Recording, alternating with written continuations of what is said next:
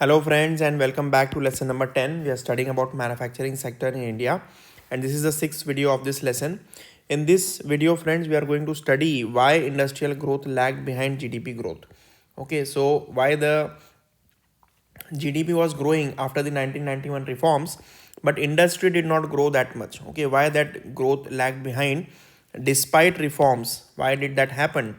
This is the question that we asked in one of the previous videos, right? Why this is a food for thought? Why it did not happen? And this is a UPSC's favorite topic also. Please try to understand this very well. If you have any doubt, please ask me in the comment section also. And there's one more request friends, if you're liking my channel, if you're liking my videos, please do share this with your friends and other aspirants, because I am putting these videos after a lot of research and after a lot of homework. That's why I'm taking some time also to prepare these videos. And if you do not spread this word around, so it might not be justice to the amount of work I'm doing, the amount of homework I'm doing behind it. So I want this video to reach as many people as as it can, so that it benefits a large number of aspirants free of cost. Okay, so please help me with this. If you comment more, if you share more, if you subscribe more, then it will help the channel, and that YouTube will start recommending it to other aspirants also. So please help with that. Now coming back to our lesson, why industries did not grow despite reforms, despite growth in the GDP. Okay, the first reason is weak infrastructure and high logistics cost. This is a major culprit, because our support infrastructure is still very weak compared to other countries. So even post liberalization, India lacked world class ports, power reliability, meaning electricity reliability, quality of power, cluster based ecosystems, dedicated freight corridors only now coming up. Okay, dedicated freight corridors is related to railways actually. Okay, so these are only coming up now, but we do not have very high speed railways which can carry goods at a low cost in the dedicated corridors where there is no stoppage, there is no delays, right? So this is one of the reasons we are lacking behind other countries which have done well. China has done really well when it comes to infrastructure. So just having a reform policy, just changing the rules and just changing the acts does not help. We need physical infrastructure also, which will help these industries. So this is actually a very classic case of crowding in of private investment because of public investment. Okay, I am talking about crowding in, not crowding out. Please bear this in mind. Okay, because of public investment, that is, if the government is investing 1 rupee in infrastructure, it will attract say 2 rupees in FDI. So this is a crowding in of private investment, crowding in of foreign investment, because you are investing in infrastructure. So this happens. If you give them support infrastructure, obviously people will start investing, because now there is good electricity, good roads, good connectivity, etc. So this is very important. So we need to understand this from that point of view, that our infrastructure is weak and our logistics cost is high because of that. Then second one is the labor market rigidities. Okay, pre 2020 reform. So pre 20 in 2020, 2019 and 2020 we passed labor codes, but notified in 2025.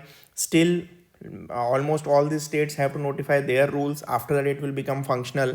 So hiring and firing restrictions discouraged scale. So this labor laws, there is one point that if you go beyond a particular scale or a particular number of laborers, then your laws become more stringent. So what these companies do is they will stop hiring new people. So if for example, if you are more than 50 labor, then you will come into stringent category. So people will not hire more than 50 people even if they want to. So they'll manage with 50, or they'll engage informally without having formal contracts.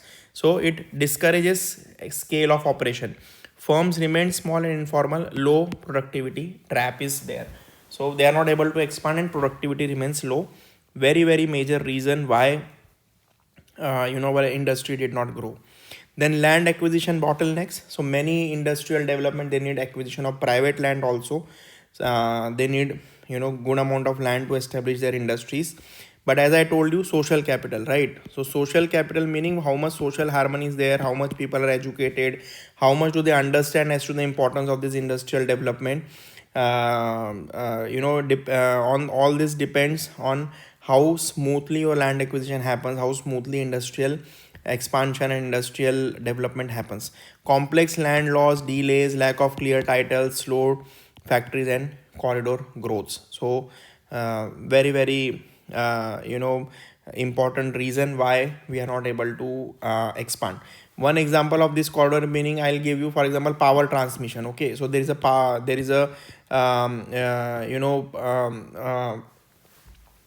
producing center, a thermal power plant, and then now you have to transmit this power to say 1000 kilometer away. Okay, so obviously this transmission lines will be laid on the land of some of the private people. So now these private people should allow them the right of way. Okay, this is called right of way, ROW. So this right of way, if they don't allow, then this erection of these towers for power transmission will be delayed, and power will not reach that place. So if it doesn't reach that place, obviously industrial development will not happen in that place.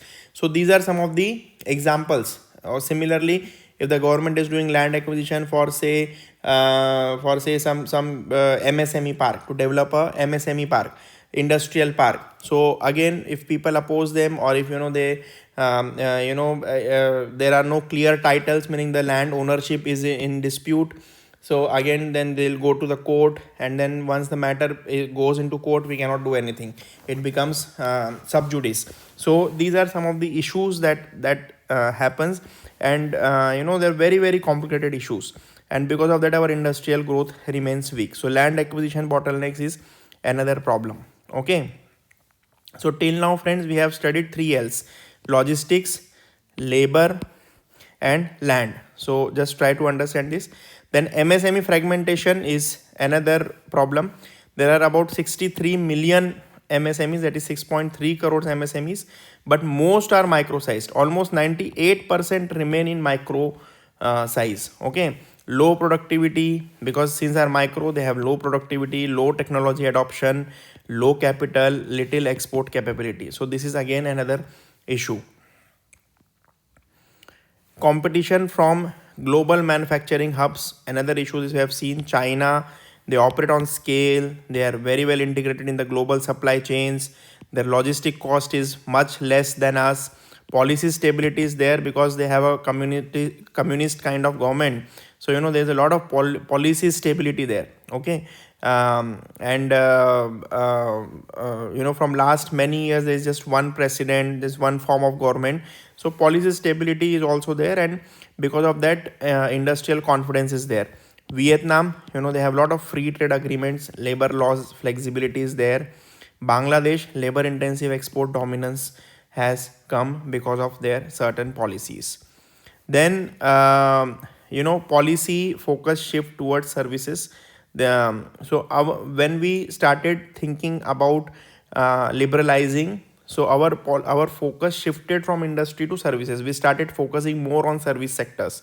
So our policy focus shifted. Investment flowed into IT, finance, telecom, which gave faster returns and lower regulatory barriers. So that's why we also shifted our focus on service sector and neglected the manufacturing sector. Result was that manufacturing never became India's primary growth engine. Never, it could never become. Okay, previously it was agriculture, majority share, then we directly jumped to services. Now there is a new industrial thinking in our country post 2014. We have brought a lot of second, third and fourth generation reforms. So one is sector specific policies we have brought in order to attract investment in particular sectors like semiconductors, electronics, textiles, etc. and production linked incentives. So electronics, pharma, textiles, solar modules, batteries, drones, semiconductors, specialty steel.